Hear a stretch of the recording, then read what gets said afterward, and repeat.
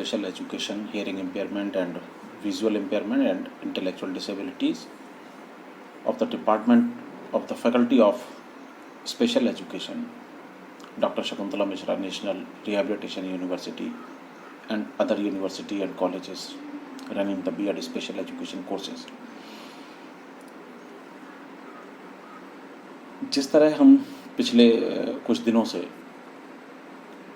Classes को continue कर रहे हैं ऑनलाइन, उसी कड़ी में आज का लेक्चर स्पेशल पेपर BCD 207 यानी इंक्लूसिव एजुकेशन पर आधारित है। आज के लेक्चर में हम पिछले जो लेक्चर्स में हम टॉपिक्स कवर कर चुके हैं उनके आगे का हिस्सा हम कवर करेंगे। उम्मीद है कि ये आपको पसंद भी आएगा और अगर आप इसको मिस कर जाते हैं तो चिंता करने की बात नहीं है। आप मेरे YouTube चैनल एडुफोनिया पर भी जाकर इसको एक्सेस कर सकते हैं, वहाँ पर भी ये अपलोड हम बार बार कर देते हैं। तो उम्मीद है कि आप इसको ध्यान से सुनेंगे। Thank you. नमस्कार। कल हम लोग जो बात कर रहे थे, काफ़ी सारी चीज़ों पर हम लोग बात ऑलरेडी कर चुके हैं, आपको पता ही है। और कल हम लोग बात कर रहे थे बेसिकली जो हमारी शिक्षा नीति है, क्या नाम था कल जिसके बारे में हम लोग बात कर रहे थे, 1986 की sir POA 1986। POA 1986। Yes sir. अच्छा, और कोई बताओ भाई। सर कोठारी आयोग। सर उस पे कल सर बात कर रहे थे कल। सब परसों हुआ था कोठारी। कोठारी तो परसों था। अरे कल क्या कर रहे थे? कल आपने 1946 की पॉलिसी के बारे में बताया था। National policy on education 1968, 1986 and POA 1992। Programme of action 1992 जी सर। हाँ, तो जिसे 86 याद है वो जरा दोबारा से देख लो अपने notes.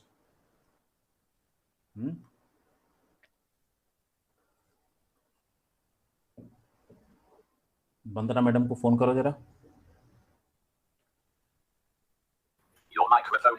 Sir Anit Tiwari ji chat करके बोल रहे हैं वेयर आर इंटरप्रेटर।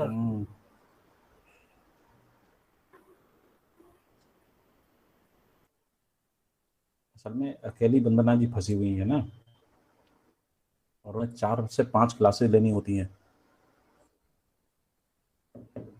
कभी नेटवर्क मिलता है, कभी नहीं मिलता है, कभी मोबाइल डेड हो जाता है। फिर तो लगातार एक ही आदमी को इतना संभव भी नहीं है ना लगातार साइन करना।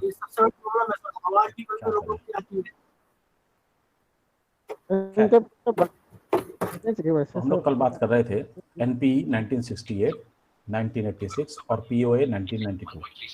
आज हम बात करेंगे national curriculum framework. National curriculum framework national curriculum framework basically किसी के देखो साउंड ऑन है क्या?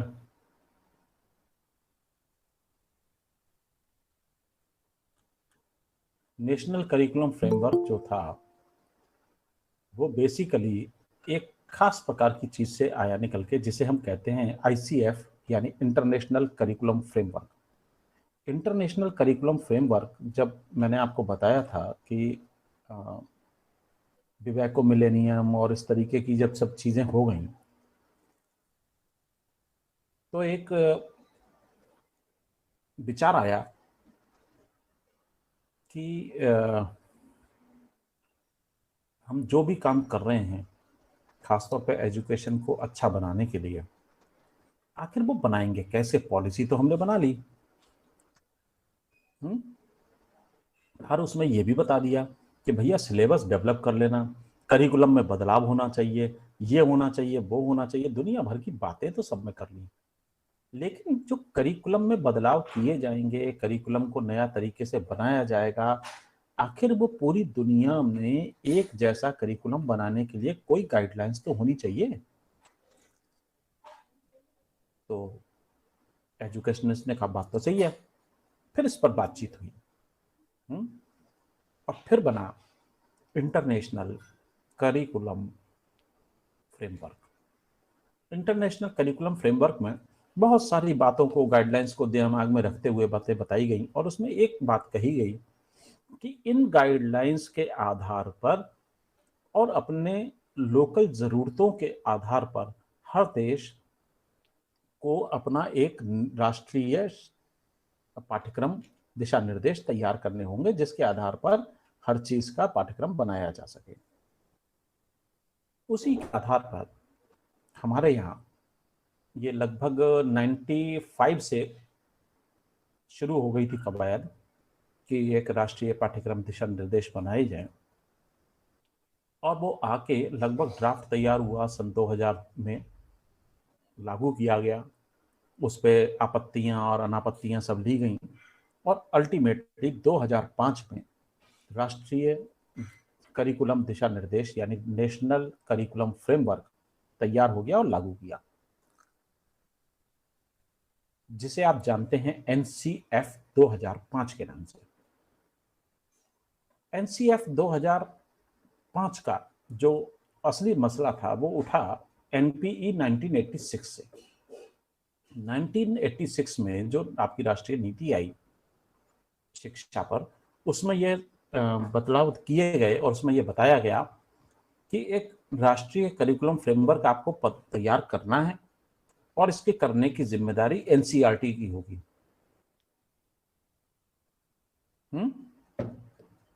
93 में क्योंकि यशपाल कमेटी की एक रिपोर्ट आ चुकी थी, जिसमें उन्होंने एक बहुत अच्छी लाइन कही थी कि लर्निंग विदाउट बर्डन, यानी जो सीखना होना चाहिए, अधिगम होना चाहिए, वो बर्डन नहीं होना चाहिए, किसी के ऊपर भार के रूप में नहीं होना चाहिए। सीखना ऐसा होना चाहिए जो मजा आए। अगर आप किसी को जबरदस्ती कुछ सिखाने लगोगे तो ये निश्चित मानिए कि वो तो कोई सीखने वाला होगा नहीं। यहां बात उठी कि साहब यशपाल कमेटी रिपोर्ट को माना जाए और लर्निंग विदाउट बर्डन 93 में जो इन्होंने बात की थी उसको लागू किया जाए, जिससे कि सीखने का जितना भी जोर है वो ना तो बच्चों के ऊपर पड़े और ना ही उनके पेरेंट्स के ऊपर। पता चला बच्चे कह रहे हैं हम तो सीखेंगे, और माँ बाप बेचारे कर्ज में दब गए कि साहब ये सिखाने के लिए हमें इतना सारा पैसा भी खर्चा करना पड़ेगा, तो बर्डन नहीं होना चाहिए।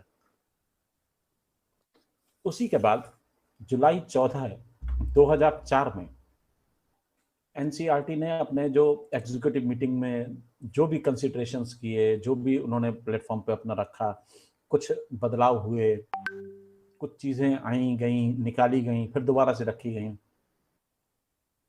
और अल्टीमेटली एक रिवाइज्ड NCF आपके सामने तैयार हो गया। 2005 में इसे लागू कर दिया गया। ठीक है, ये यशपाल कमेटी रिपोर्ट भी के आधार पर बनाया गया। स्टीयरिंग कमेटी थी, जो उसका चेयरपर्सन थे डॉक्टर यशपाल सिंह, और इस तरीके से कर आगे चला गया। ये तो एक हिस्ट्री, एक बात हो ही गई। बड़ी बात यह है कि जो NCF का ड्राफ्ट था वो 22 लैंग्वेजेस में, जो शेड्यूल्ड लैंग्वेजेस हैं हमारी कॉन्स्टिट्यूशन की 8वीं अनुसूची में, उसके आधार पर 22 अलग अलग भाषाओं में इसको बनाया गया, ट्रांसलेट किया गया, और फाइनल ड्राफ्ट तैयार हुआ। सितंबर 2005 में सेंट्रल एडवाइजरी बोर्ड ने जो एजुकेशन पर था उसको अडॉप्ट किया, अप्रूव कर दिया। अब बात उठती है कि भाई जो NCF बनाया गया, वो NCF बनाने के पीछे मेन विजन और पर्सपेक्टिव क्या थे। पहला पर्सपेक्टिव था to uphold the values enriched by the constitution of India. जो भारतीय संविधान ने जिन मूल्यों के बारे में बात की है, उन मूल्यों के संरक्षा करना, उसकी सुरक्षा करना, और उसकी मंशा के अनुरूप हम चीजों को तैयार करें, ये हमारा बिल्कुल क्लियर विजन उसमें मिले में था। दूसरा, to reduce the curriculum load. पाठ्यक्रम का जो भार है, बच्चे इतना सारे बस्ते लेके जाते हैं, इतना भारी बस्ते लेके जाते हैं, और इस तरीके की चीजें, जो पाठ्यक्रम बहुत लंबा चौड़ा पाठ्यक्रम है, उस तयशुदा सीमा में नहीं हो सकता, तो करिकुलम लोड को कम करना भी उसका एक उद्देश्य था। दूसरी था to ensure quality education for all. सभी को शिक्षा मिले और सभी को गुणवत्तापूर्ण शिक्षा मिले, ये इस पर जोर दिया गया। फिर बात की गई to initiate certain systemic changes. हमारे सिस्टम में बहुत सारे चेंजेस की जरूरत थी, तो वो भी लाना बहुत जरूरी था। जैसे अगर हम कहते हैं जॉयफुल लर्निंग, मजेदार लर्निंग होनी चाहिए, तो उसके लिए हमारे पास क्लास में क्या चीज की होना आवश्यक है, बताइए जरा।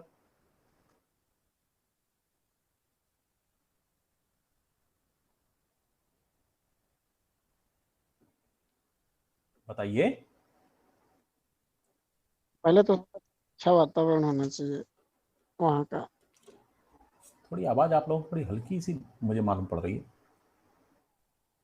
सर पहले तो सर वहाँ का वातावरण जब अच्छा होगा तभी सर लर्निंग अच्छी होगी। वातावरण अरे यार, जब नहीं वातावरण होगा। बनाना तो तुम्हारा काम है, वातावरण अच्छा होगा तो हवा में बातें बताओ, ये मत बताओ। मैं ये पूछ रहा हूँ कि अगर आपको जॉयफुल लर्निंग करनी हो या देनी हो, मजेदार तरीके से पढ़ाना हो, तो क्लास में आप कौन से बदलाव लाएंगे? तो गेम सर वैसे चीज अच्छा सर छात्रों के अनुकूल होने चाहिए, प्लस उसमें खेल भी मतलब बच्चों को उनके अनुकूल जो भी खेल चलिए, आपने एक उनको बात कही कि चॉइस। खेल को शामिल करेंगे, और सर बच्चों के अकॉर्डिंग पाठ्यक्रम किया डिस्क्रिप्शन भी सही होना चाहिए, जो टॉपिक पढ़ाएंगे उसका मॉडल पिक्चर्स होना चाहिए। बता देगा अच्छे से। है।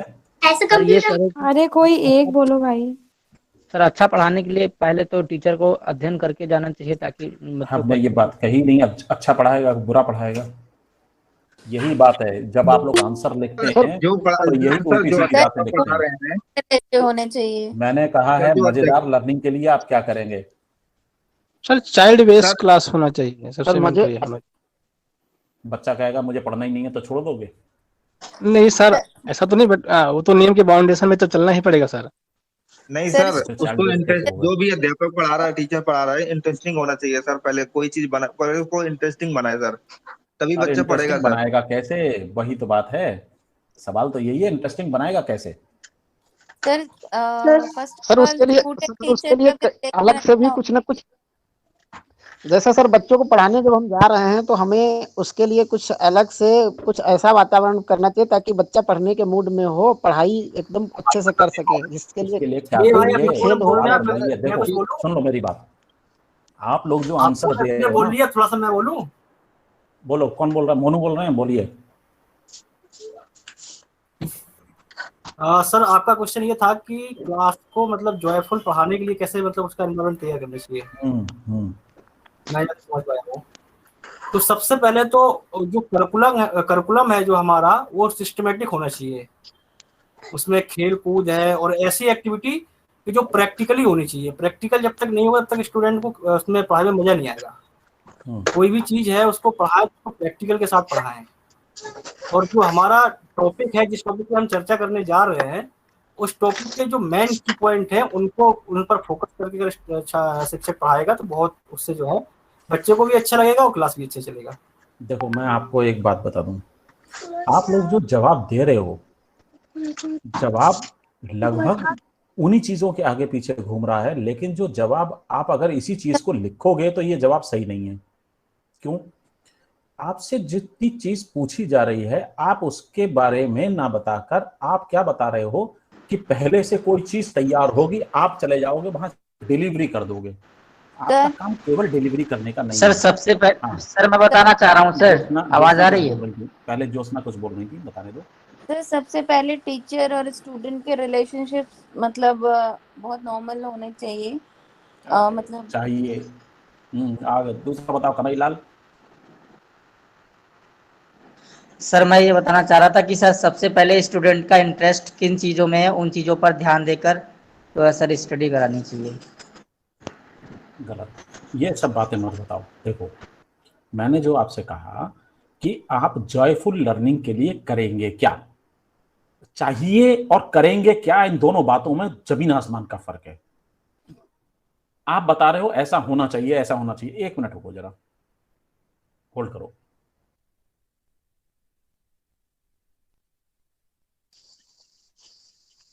कक्षा 8 का विद्यार्थी अगर चोरी करना चाहेगा तो हम चोरी थोड़ी ना सिखाएंगे क्लास में।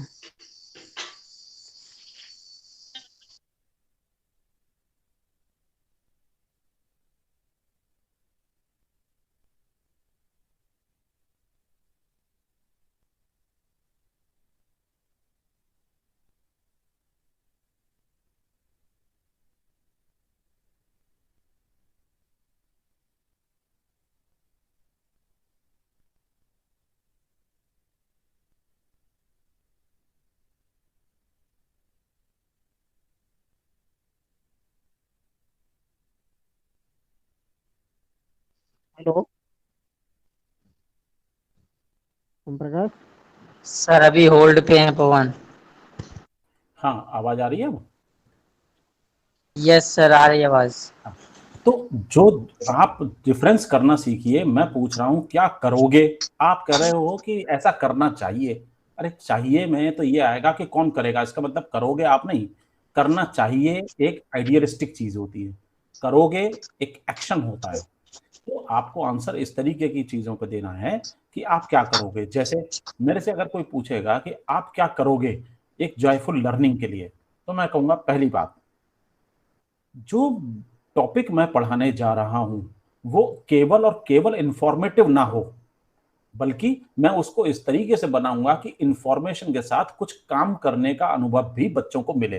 पहली बात, यानी जो बात अभी इन्होंने कही प्रैक्टिकल वाली, वो वाली बात आ गई। मैंने कह तो रहा हूं आंसर आप लोग सही दे रहे हो, लेकिन तरीका उसका थोड़ा सा गलत है।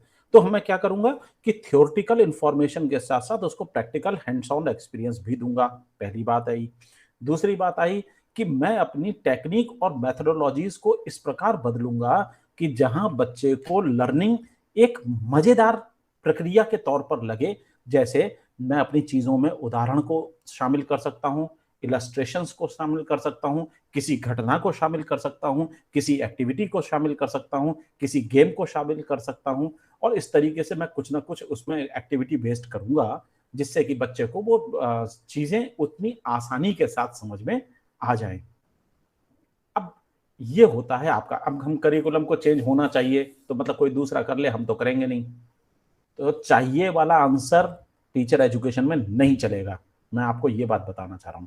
बहरहाल बात चल रही थी कि आप जो सिस्टमेटिक चेंजेस हैं वो आप, या सिस्टमिक चेंजेस किस तरीके से करेंगे। जैसे मैंने अभी आपको बताया कि सिस्टमिक चेंजेस करने के लिए अगर आप जॉयफुल लर्निंग करना चाहते हो, अगर आप इंफॉर्मेशन की जगह कुछ हैंड्स ऑन एक्सपीरियंस भी देना चाहते हो, तो आपको क्लास में बहुत सारी चीजों की जरूरत पड़ेगी।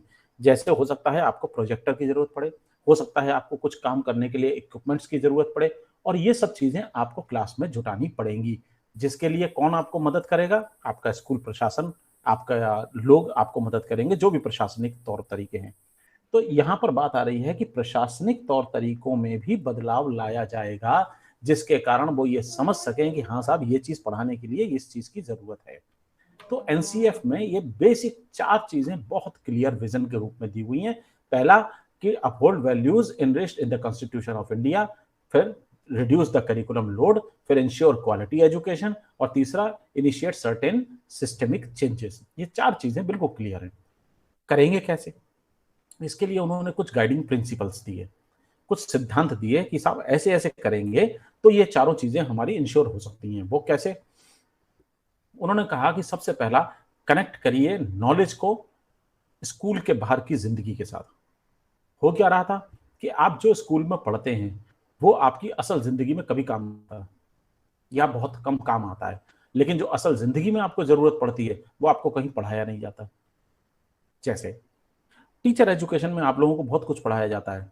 जिस दिन आप किसी स्कूल में जाके भर्ती हो जाएंगे, किसी स्कूल में जाके नौकरी मिल जाएगी, उस दिन आपके सामने एक समस्या आएगी। स्कूल का प्रिंसिपल आपको एक रजिस्टर थमा देगा और ये कहेगा साहब इसमें लगा लेना अटेंडेंस, और महीने के अंत में उसकी पूरी मुझे अटेंडेंस दे देना। अब आपको टीचर ट्रेनिंग में अटेंडेंस रजिस्टर मेंटेन करना सिखाया ही नहीं गया है। बता दो कहां पर करिकुलम में आपके दिया हुआ है कि कैसे हैंडल किया जाएगा।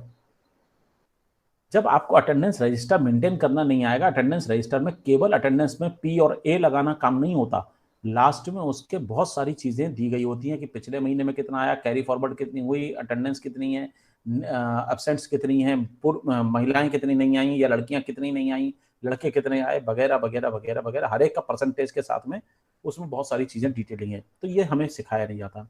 दूसरी चीज, आप किसी स्कूल में चले जाएंगे, वहां पर जाके वो आपको बताएगा कि साहब मास्टर साहब एक काम कर दीजिए, जरा इनको को करिकुलर एक्टिविटीज भी सिखा दीजिए।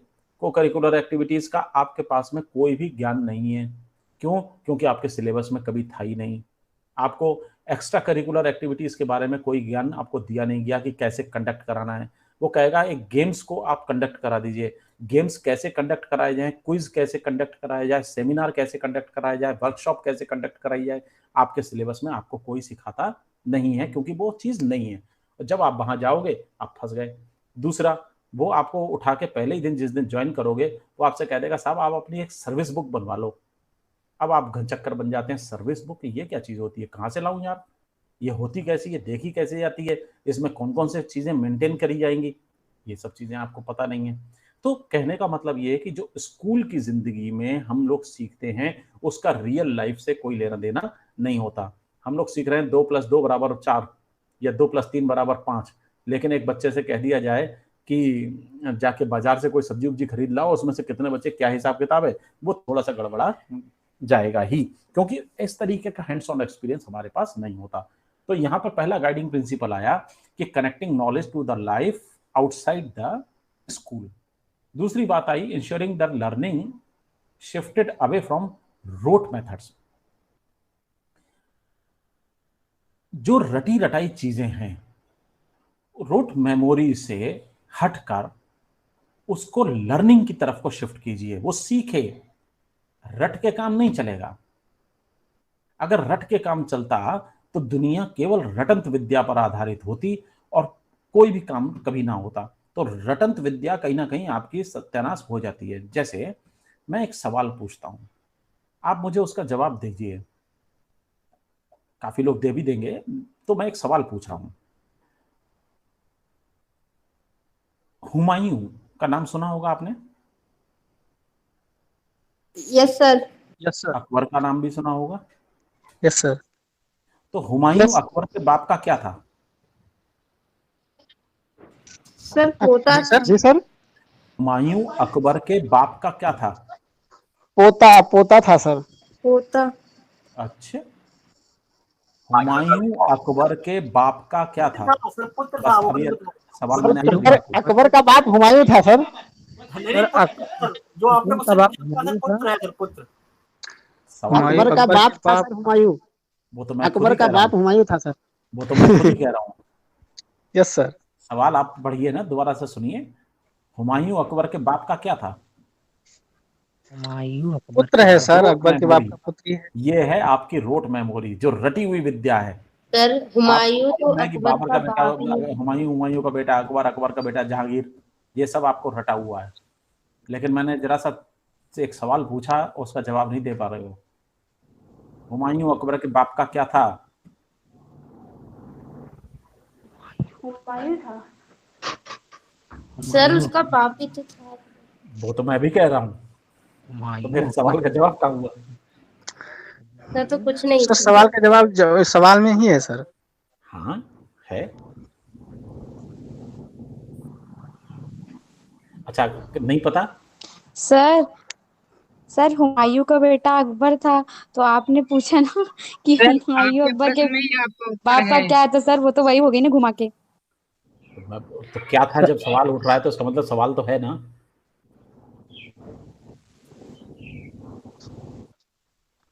नहीं पता? देखो, बहुत सिंपल सा सवाल है, बहुत सिंपल सा जवाब है।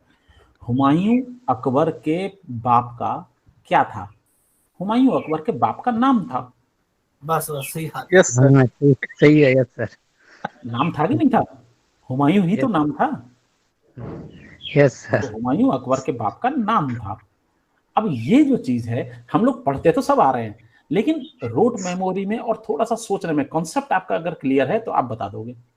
नहीं, आप आंसर वही दे रहे हो, आप सब वही आंसर दे रहे हो, लेकिन पहले पोते वाले चीज को छोड़ के आंसर सबका वही है, लेकिन हम क्या कर रहे हैं, रटी रटाई चीज हमें मालूम है, हम रटी रटाए काम कर रहे हैं। तो ये जो रोट मेमोरी है, इससे हमें शिफ्ट करना है लर्निंग की तरफ। तो ये हमारा गाइडिंग प्रिंसिपल है। दूसरा उन्होंने कहा enriching curriculum so that it goes beyond text books. देखिए, हर चीज किताब में लिखी हुई नहीं होती, और किताब में हर चीज लिख भी नहीं सकते।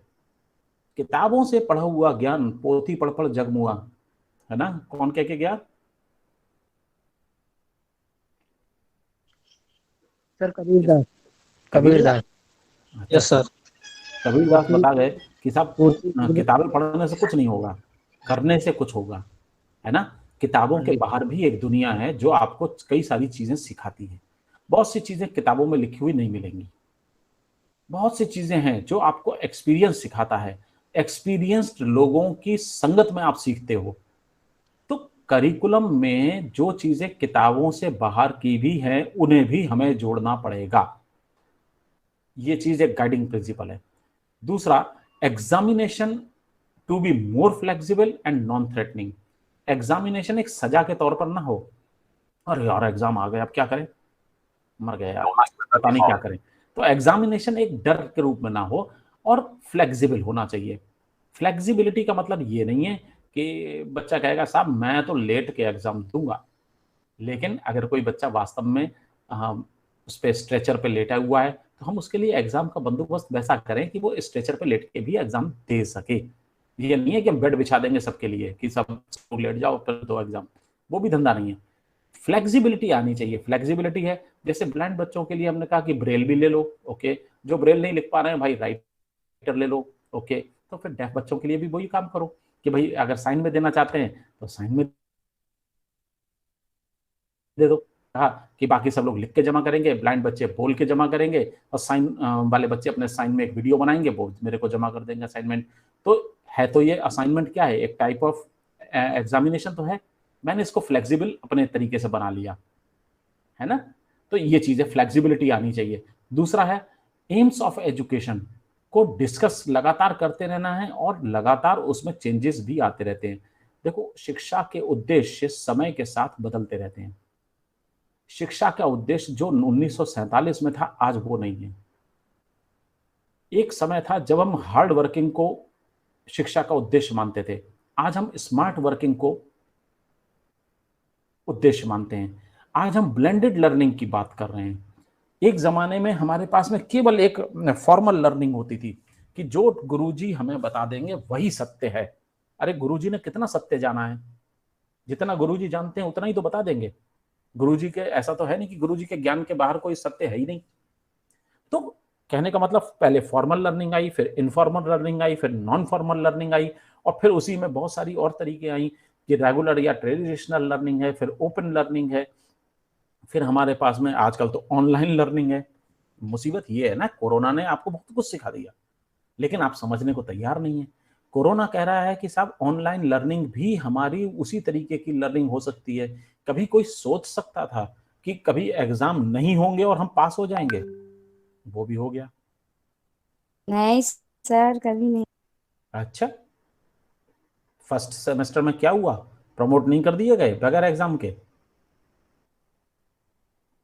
लेकिन सर मेहनत बहुत की थी, ये गलत हुआ। नहीं, अब आपके कहने से बेटा सबके कहने में तो फर्क है। आपने मेहनत की इसका मतलब नहीं। हाई स्कूल वालों का क्या हुआ? कल इंटर वालों का भी एग्जाम कैंसिल हो गया। अरे सर हम लोगों का पेपर हुआ था। चलो कोई बात नहीं, हुआ तो अच्छी बात है। मैं तो हाई स्कूल और इंटर की भी बात कर रहा हूँ कि हाई स्कूल का एग्जाम भी कैंसिल हो गया, इंटर का भी एग्जाम कैंसिल हो गया। यस सर, सर मेरे से सारे कजन ब्रदर ऐश मार रहे हैं। हाँ नहीं, ऐश हम लोग कह रहे हैं ना बेटा। और एक बात जरा सोचो कि वो एग्जाम देने जा रहे होते और कोरोना हो जाता, तब क्या करते तुम? ये तो प्रॉब्लम का मतलब अभी तो सर कि वैक्सीनेशन भी नहीं है वियतनाम का। वक्त बदल रहा है, वक्त के साथ में उसके तौर तरीके भी बदल रहे हैं। ऑनलाइन लर्निंग भी आ रही है, अब ब्लेंडेड लर्निंग की बात आ रही है। एक आजकल टीचिंग का एक हाइब्रिड मॉडल भी आ रहा है। उसमें यह कहा जा रहा है कि जो कोई जरूरत नहीं है स्कूल या कॉलेजेस में जाने की, पढ़ाने की, कंपनीज को चाहिए कि अपने कर्मचारियों से घर बैठे काम करवाएं, और अगर बहुत जरूरी हो तो हफ्ते में 1 या 2 दिन उन्हें अपने ऑफिस बुला लें। इसी सर यूरोप में ये चीज पहले से थी। नहीं, इसी तरीके से यूनिवर्सिटीज में, इसी तरीके से कॉलेजेस में कहा जा रहा है कि टीचर्स अपने घर पे बैठ के पढ़ाएं, और बहुत जरूरी होगा तो सर। 1-2 दिन के लिए उनको कॉलेज में बुला लिया जाएगा। सर एक क्वेश्चन है मेरा। बेटे क्वेश्चन बाद में पूछ लेना। सर बहुत अच्छा सा है। हाँ बताओ। सर क्या सर प्रैक्टिकल एग्जाम में नहीं पास कर सकते बिना ऐसे? जब इंटर पास हो गया तो ऐसे तो पता नहीं क्या क्या होगा, आगे आने वाले समय में तो पता नहीं क्या क्या होगा, लेकिन कुल मिला के बात ये है कि हमें अपनी फ्लेक्सिबिलिटी के साथ हमारे शिक्षा के उद्देश्य बदल रहे हैं ना। पहले शिक्षा का उद्देश्य था ज्ञान प्राप्त करना, आजकल ज्ञान प्राप्त करना कोई उद्देश्य है? बताओ, आजकल कोई ज्ञान प्राप्त करना है? ऐसा ज्ञान तुम्हारे किसी काम का नहीं जो ज्ञान तुम्हारे पास पैसे के रूप में परिवर्तित ना कर सके, वो अप्लाई ना कर सको तुम, तो ऐसा ज्ञान बेकार है। यस सर, सारे कोचिंग इंस्टीट्यूट है सब कुछ सर सिर्फ पैसा। मैंने बहुत सारे वीडियो देख रखे हैं कि स्पेस क्राफ्ट कैसे उड़ाया जाता है, हवाई जहाज कैसे उड़ाया जाता है, जबकि मेरे पास हवाई जहाज तो है नहीं। अब मैं क्या हवाई जहाज उड़ाने के लिए पहले हवाई जहाज खरीदूं? तो वो तो मेरे बस की बात नहीं है, स्पेस क्राफ्ट में खरीद नहीं सकता, लेकिन मैंने सीख लिया। ऐसे सीखने का फायदा, चलानी मुझे साइकिल है, तो हवाई जहाज चलाने से ज्ञान ठीक है, ज्ञान आपके पास है, लेकिन ज्ञान को एप्लीकेशन लेवल पर ले जाना भी होगा। आजकल क्या है कि उद्देश्यों में धीरे धीरे बदलाव आते हैं। पहले ज्ञान था, फिर इंफॉर्मेशन आई, फिर टेक्निक आई, फिर स्मार्टनेस आई। अब बात आ रही है कि हाइब्रिड होना चाहिए, ब्लेंडेड होना चाहिए, हमारे पास सारी चीजें होनी चाहिए। उसके बाद में आया commitment to the democratic values of equality, justice, secularism and freedom. एक हमारा गाइडिंग प्रिंसिपल ये भी है कि हमें इक्वालिटी, जस्टिस, सेक्युलरिज्म और फ्रीडम, इन सब वैल्यूज की, जो लोकतांत्रिक वैल्यूज हैं, इन सब की इज्जत करनी पड़ेगी और हमारा कमिटमेंट होना चाहिए कि सब बच्चे को सब चीजें मिल जाएं। तो एनसीएफ बेसिकली ये गाइडिंग प्रिंसिपल पर काम करता है। कहता क्या है? इसके कई सारी रिकमेंडेशंस हैं, कई सारे तौर तरीके हैं। रिकमेंडेशन नहीं है बल्कि यही करना होगा आपको। तो वो कहता है क्या? पहला, focus on child as an active learner. Teacher active होगा, बच्चा पैसिव होगा, ये नहीं चलेगा। लर्नर को एक्टिव होना चाहिए। मैं जो पढ़ा रहा हूं, ये इससे लर्नर एक्टिव नहीं है। तुम लोग तो आराम से कथा सुन रहे हो। कायदे से होना क्या चाहिए? लर्नर्स को भी एक्टिव रहना चाहिए। मैं बीच में सवाल जब पूछता हूं तब तुम्हें हिलने डुलने का मौका मिलता है। हाँ यार, लाओ सवाल दे दें। बताओ, हुमायूं अकबर के बाप का क्या था? अब घूमे कि अब क्या करूं, अब ढूंढो। इसका मतलब है कि मैंने क्या किया? लर्नर को एक्टिव किया। मैं चाहता हूं कि आप एक्टिव होंगे। तो बेसिक बात है कि चाइल्ड का एक्सपीरियंस, उनके वॉइस, उनके पार्टिसिपेशन को सुनिश्चित किया जाए अगर एक्टिवनेस चाहिए। दूसरा, needs for adults to change their perception of children as passive receiver of knowledge. ऐसा नहीं है कि मैं पढ़ा रहा हूं तो बस मैं आपको जानकारी उड़ेलता रहूं बाल्टी की तरीके से और आप अपने उसमें मगों से समेटते रहो। ये धंधा नहीं चलेगा, बल्कि ये चलेगा कि मैं आपको एक काम दूंगा और आप उसका सवाल का ये समाधान ढूंढोगे, उस समस्या का समाधान ढूंढोगे और उस समाधान को ढूंढने में आप अपने आप एक्टिव रहोगे। बच्चों को एक्टिव पार्टिसिपेशन करना पड़ेगा इन कंस्ट्रक्शन ऑफ नॉलेज।